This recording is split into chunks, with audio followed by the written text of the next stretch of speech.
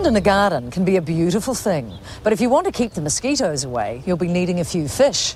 Why not try the native varieties? The whitebait season began last month, and you have until the end of November to legally catch them.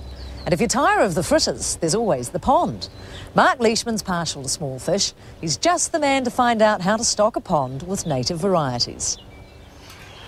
Well, when I think of whitebait, I think of a patty, a nice egg batter sizzling away in the fry pan.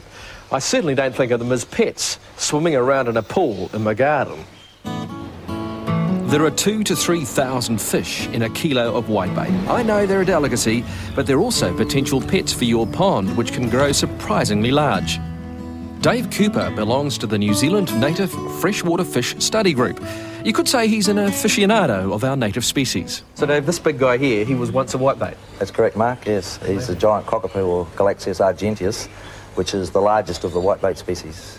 Galaxius? How did you get that name? Yes, well, biologists with Captain Cook, who originally described them, thought that these markings resembled the galaxy with the stars and the moons. So hence the whole genus is now called Galaxius. So we're trying to set up a native freshwater fish pond in our garden. Where are we going to get our fish from?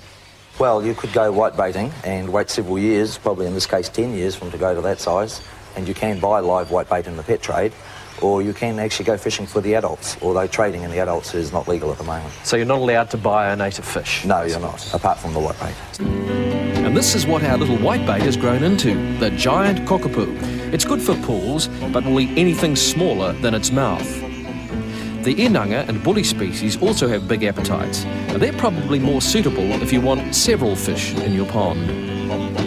Come with me, my love, to the sea of love. I want to tell you how much I love you.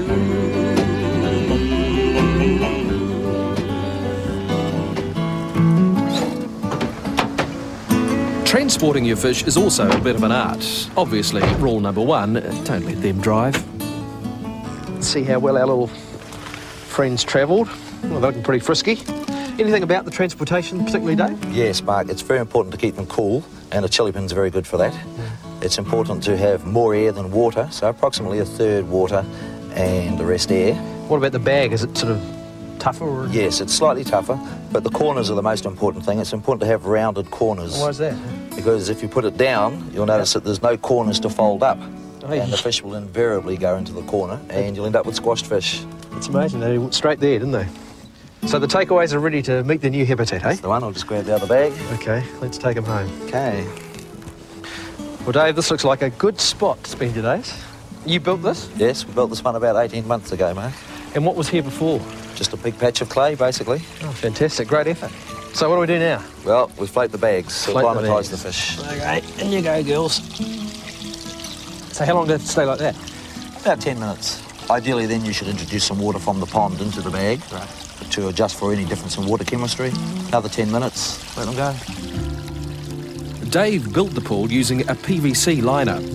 A pump carries water to the top of the concrete waterfall, and scoria rocks line its edges. You can mix goldfish with natives, but native fish like clean water, so a filtration system is a good idea. And planting along the edges attracts insects, and these supplement the fish's regular food.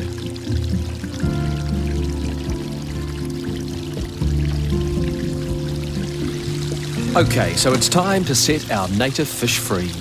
Just like that. Just like that. Welcome home. So we've got them in their new habitat, so what's for dinner? Okay, well, for the inanga and most of the bully species, Mark, the commercial dried fish foods are fine, something like the flake food. Yep. The bullies also, although you're probably better to use a pellet food for the bullies. Yeah. Something like this here. Right.